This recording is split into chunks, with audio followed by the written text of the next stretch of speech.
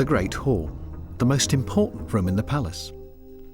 It's usually thought that Henry VIII built this from scratch, but Jonathan believes this oriel window is a relic from Wolsey's palace. Standing on top of what I think is Wolsey's oriel window, it's the best place to get a look at some of the eccentricities of the design. With his architect's eye, he'd spotted tiny anomalies in the brickwork and overall design, which made him suspect that Henry had only remodelled the hall. Over the years, Jonathan has collected many strange clues like these. On their own, each may appear inconclusive, but once he pulled them all together, something quite remarkable happened. Well, you know what it's like when you get an interest in any particular subject, you become a total train spotter, and you take it home with you.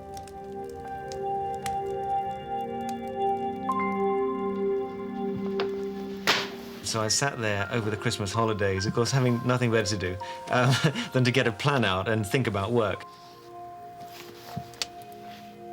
And when I started to map these things down on a great plan of the palace, you start to see that some of the dots line up.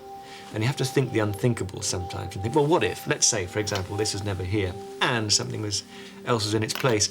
Ask ridiculous questions, and every now and again, one of them turns out to be right.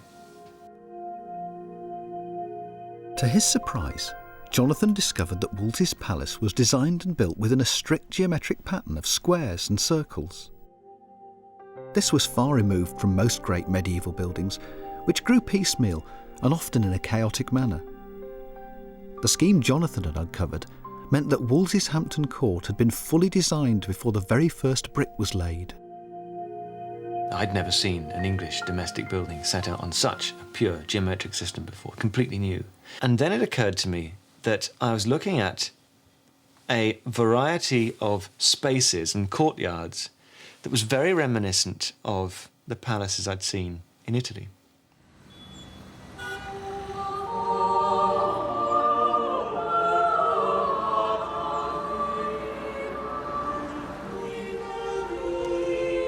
Jonathan set off for Florence in pursuit of evidence to support his radical theory. Was Hampton Court the first English building inspired by the designs of the Italian Renaissance?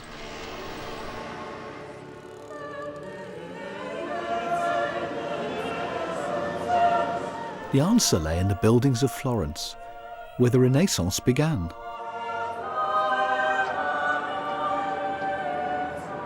The Renaissance was the cultural rebirth of the classical values and art of ancient Rome and Greece. It lasted for around 200 years and defined all areas of the arts, including architecture.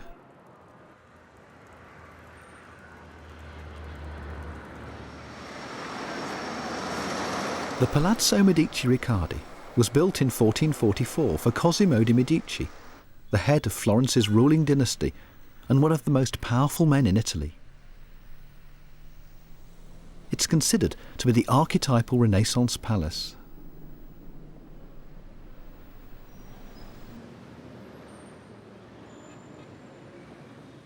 It's something like being in the centre of the universe, because this is the place that set the rules for all the great Renaissance princes to design their houses by. Yeah, you do feel you're right in the middle of it. In the courtyard, Jonathan is immediately struck by similarities with Wolsey's palace. These medallions are so like Wolsey's roundels at Hampton Court that he suspects that those were once part of a similar gallery on arches. But it's the layout of the rooms surrounding the courtyard which really strikes a chord. So you come off the main street through the entrance, and this is the heart of the palace, a perfectly square courtyard, beautiful one. And it's surrounded by the state apartments, like Hampton Court. And you've come under a series of arches into the entrance, like Hampton Court again. You've seen a series of medallions of Roman subjects, like Hampton Court. It's great, wonderful place, wonderful. The trenches below the Great Hall had been extended, and one revealed exactly what Jonathan had predicted. Conclusive proof that Wolsey had built the first Great Hall. Hi, Pete, how are things? It's going very well now. Oh, great, we've got a lot more to look at, haven't we? Yeah, we've got, as we saw earlier, the scar in the wall. We've chased that along now, and we've found it, and we've uncovered it in this corner. and it goes all the way along in a pretty straight line. So that's part of that. Yep. And you've got a massive masonry here. Yep. And something's taken a big chunk out of it there. Is that a post hole, do you think? Yeah.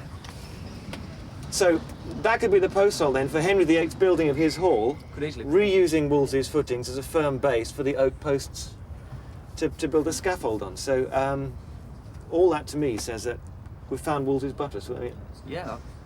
Pretty certainly, I think. good, excellent. But how far does it go? We haven't actually got to the end of it yet. It's another 20 centimetres from the edge of the trench. But that would bring us to about the line of the oriel window, wouldn't it? Yeah, spot on. Right. You're happy? Yeah. Especially as we thought it was a drain when we started Well, and nothing else. it's just got better and better, so I'm very pleased. This was fantastic news. But back at the chapel, things were not going quite so well. Unfortunately, this excavation here hasn't really given us any more insight as to what is actually happening with this block doorway. We'd hoped for steps leading into a possible crypt, but all we'd found were foundations. So where is the answer? This is in the way. We have no evidence on this side of the wall. Where the evidence is that side of the wall. What I want to do is I'd like to remove all of this interior here and have a look inside. What I think all of us would like to do, isn't it? We could probably take out some of these bricks and find out what lies behind this wall, but the palace is a scheduled ancient monument and a Grade 1 listed building, so I'm afraid it's out of the question. But finally, just as we thought we'd finished all the digs, an amazing find turned up under Wolsey's long-lost kitchen. A surprise even to Jonathan. Look at this, Julian. This extraordinary thing has turned up. Here are a whole series of tiles set into this hard mortar. So you've got green-coloured ones there, and this one, a really nice, vibrant saffron yellow. So this is the floor, then, of Wolsey's long-lost kitchen. That's definitely the floor level. Absolutely, the floor level, yeah. The tiles are all set in mortar, Harlequin fashion. To find a Tudor floor in situ is a rare thing, so this is very exciting. It's a bonus, isn't it? It is, but what's more of a bonus too is that down below there's lead pipe. What that shows is that Wolsey had a supply of fresh water. Now, 2 miles away beyond the Deer Park at Kingston, there's a spring and a series of Tudor conduit houses that once upon a time brought spring water to the palace. Now, we didn't know who built those, Wolsey or Henry VIII, but the fact that this water supply is set within Wolsey's kitchen below his floor level shows that it belonged to his palace. And now the ramifications of this are far beyond the site of the palace we're looking at the moment. So wonderful, very happy with this, yeah. It had been an incredible 10 days.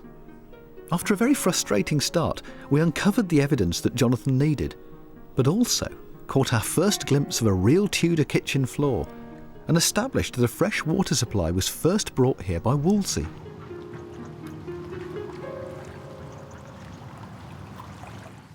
Jonathan, are you pleased with the results of the excavation? Oh, I'm really pleased. Yeah, I am. There's a lot riding on it, and I did basically throw my hat in, you know, if nothing came up. So far, everything we've found confirms that great geometric scheme and the fact that walls were built along its lines, and that makes me very happy to have found that.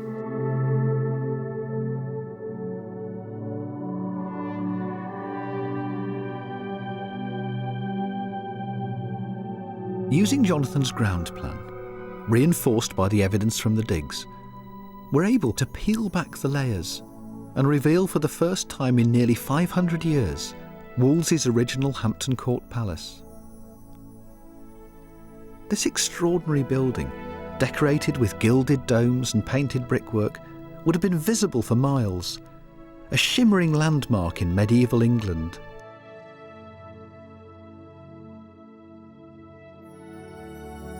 And at the heart lay the cloister. There are lots of remnants of that cloister. It would have been nice to have found that arm of it, but there's enough left to make a very good guess of what it looked like.